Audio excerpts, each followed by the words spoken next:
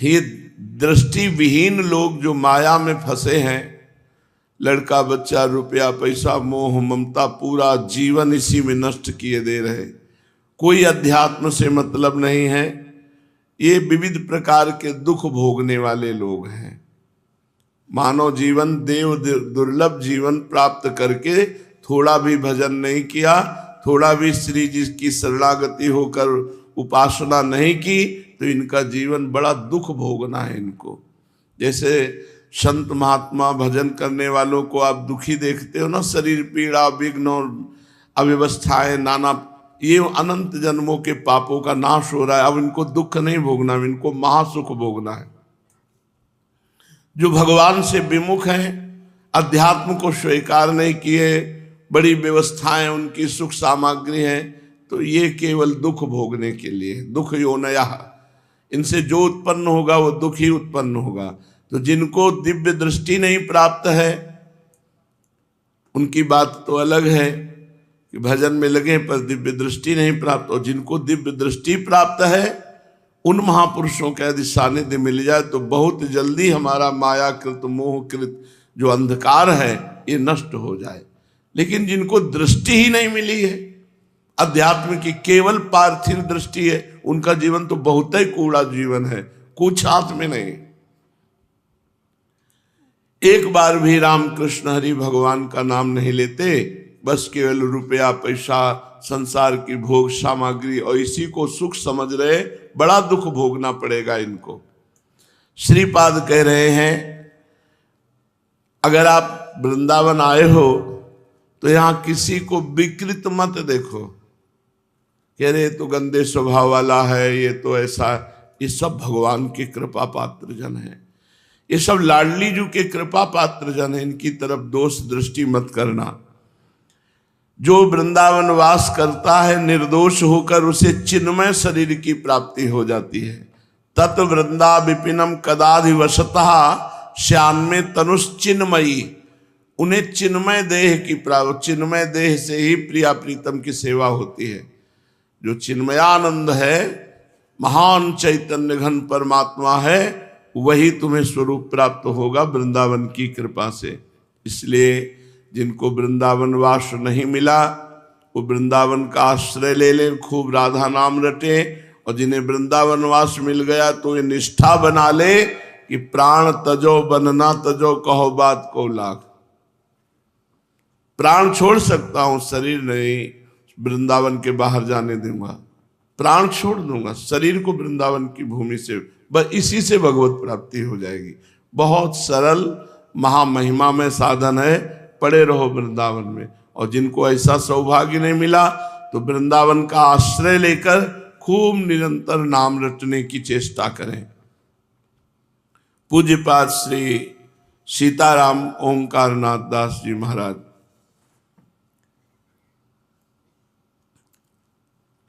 इतनी काम इतनी क्रियाएं हैं, इतनी दौड़ धूप है कि बाबा भजन के लिए समय नहीं मिलता, जब समय मिलता तो हम सो जाते हैं। कैसे भजन करें? घर गृहस्थी में व्यवहार में इतना काम है, इतनी क्रियाएं हैं कि करते करते थक जाते हैं, जब समय होता है तो सो जाते हैं। तो भजन कब करें? तो ये तुम जो दौड़ धूप कर रहे हो, बहुत कष्ट उठा रहे हो, ये जागृत में नहीं, ये सब सोने में ही जा रहा है। मोह निशा सब सोवनिहारा, देखें स्वपन अनेक प्रकारा, यही जग जामिन जागे जोगी, परमार्थी प्रपंच वियोगी। जो प्रपंच रहित परमार्थी है वही जागा, परमार्थी जागा, नहीं तो सब सो रहे हैं। काम क्रोध लोभ मोह मद मत्सर सबको पीड़ा दे रहे हैं और सब इन्हीं के जाल में फंसे मोह निद्रा में समय नष्ट कर रहे हैं। तो बाबा जगा हुआ आदमी कब माना जाएगा? सब सो रहे हैं तो जगा हुआ पुरुष कब माना जाएगा? तो बोले जिसकी जिह्वा से सर्वदा भगवान नाम स्फुरित हो रहा है वो जगा हुआ पुरुष है। राधा राधा राधा, आप जग गए हो। यदि आपकी जिह्वा से नाम स्मरण हो रहा है, नाम स्फुरण हो रहा है, तो आप जगे हुए पुरुष हैं। यदि निरंतर नाम चल रहा है, जिस समय नाम छूटा उसी समय मानो तुम्हें मोह माया ने अपने अधीन कर लिया, और जिस समय नाम चल रहा है उस समय मानो मोह माया को परास्त कर रहे हैं। आप मोह माया से ऊपर उठ रहे हैं। जिसका एक भी श्वास नाम के सिवाय अन्य वार्ता अन्य चिंतन में नहीं जाता, वही यथार्थ में जागा हुआ पुरुष कहा जाता है। वही मनुष्य, वही शरीरधारी, चाहे स्त्री हो चाहे पुरुष हो, वही जगा हुआ है जिसकी एक श्वास भी व्यर्थ न जाए, एक श्वास भी संसार प्रपंच के चिंतन में न जाए। सदा नाम लेते रहना समय का सदुपयोग है। नाम छूट गया समय का दुरुपयोग है। समय बड़ा कीमती है, ये पैसे से वापस नहीं आ सकता।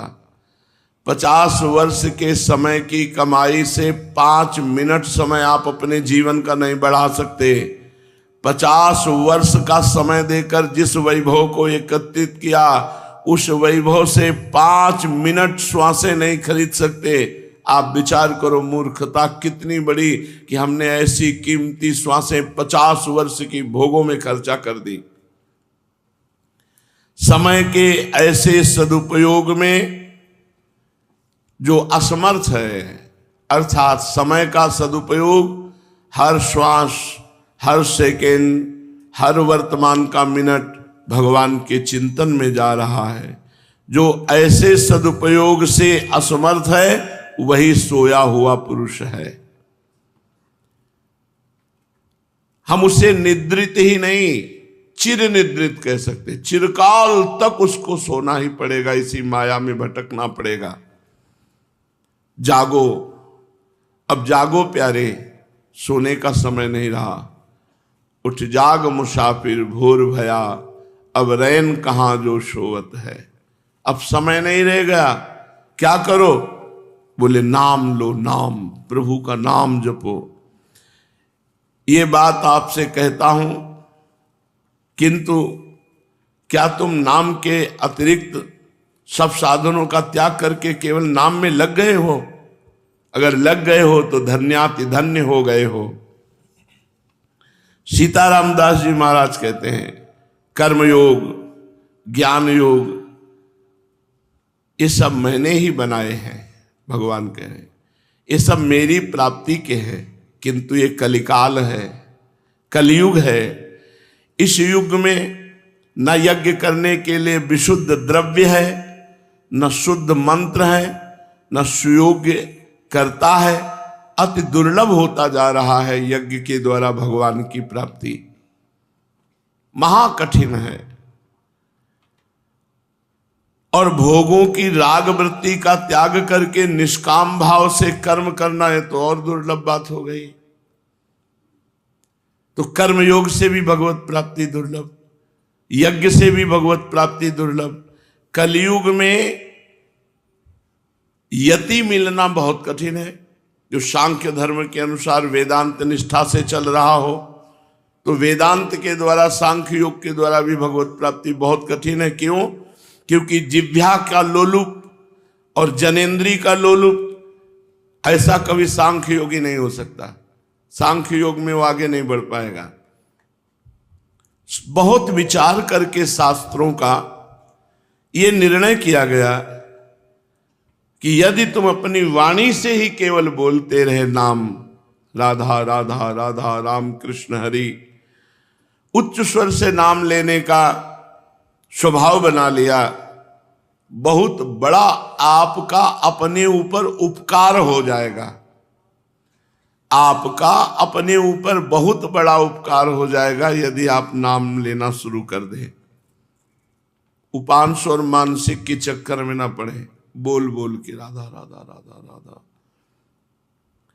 नरसिंह पुराण में लिखा है कि जो साधु चित्त मेरा उच्च स्वर से नाम निरंतर गायन करता रहता है, वो अपने को ही केवल नहीं वो बहुत से प्राणियों को भगवत प्राप्ति कराने में समर्थ हो जाता है। देखो भाई, प्रभु का नाम है, चाहे मानसिक जपो, चाहे उपांशु जपो, चाहे वैखरी वाचिक जपो, ये तुम्हें कृतार्थ और पवित्र कर देगा। तुम मानसिक के चिंतन में ना फंसो कि मानसिक हो, क्योंकि मानसिक बड़े सिद्ध पुरुषों का होता है। जहां थोड़ा मानसिक में गए, 10-5 बार नाम लिया, मन भाग गया, संसार में भटकता रहा। जबान से जपो, नाम जीह जप जागे जोगी, परमार्थी प्रपंच वियोगी। तुम उच्च स्वर से भगवान का नाम लो। जो जिह्वा केवल भगवान का नाम लेती है, गंदी बातें नहीं करती है, वो समस्त जगत वासियों का परम मंगल करती, क्योंकि वो छू जाए तो सामने वाले के पाप नष्ट, देख ले तो वो निष्पाप, और कहीं भगवत चर्चा करने का बैठ के सौभाग्य मिले। समझ लीजिए, कलयुग में विशेष गुण है जो बड़े बड़े तपस्याओं के द्वारा अन्य युगों में भगवत प्राप्ति करना कठिन था। कलयुग में केवल नाम के द्वारा भगवत प्राप्ति हो जाएगी।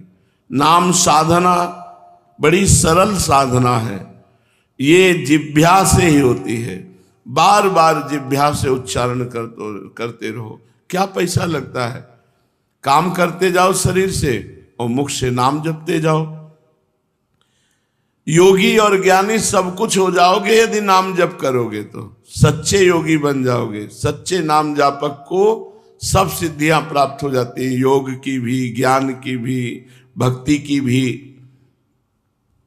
बस इसमें थोड़ा संयम का अभ्यास करना पड़ता है। निरंतर नाम चलाने के लिए थोड़ा भूखा रहना पड़ेगा। अघा के भजन नहीं होता है।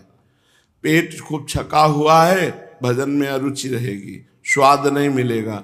निरंतर भजन करने का यदि भाव होए तो भोजन को संयम में लाओ। विषय भोग, निद्रा, हंसी, जगत प्रीति, बहुबात, इनको संयम में लाओ। बहुत बात करना छोड़ो, जगत से संबंध छोड़ो। निरंतर अपने प्रभु का यदि भजन करना है तो नींद को कम लो, और बातचीत, हंसी मजाक, इस पर कंट्रोल करो, तभी आप भजन निरंतर कर पाएंगे। इस नाम साधना में कोई विशेष परेशानी नहीं है। केवल केवल केवल निरंतर नाम जप करना है। बैठा लो दिमाग में कि अब नाम जप ही सर्वोपरि कलयुग का वो साधन है जिससे भगवत प्राप्ति होती।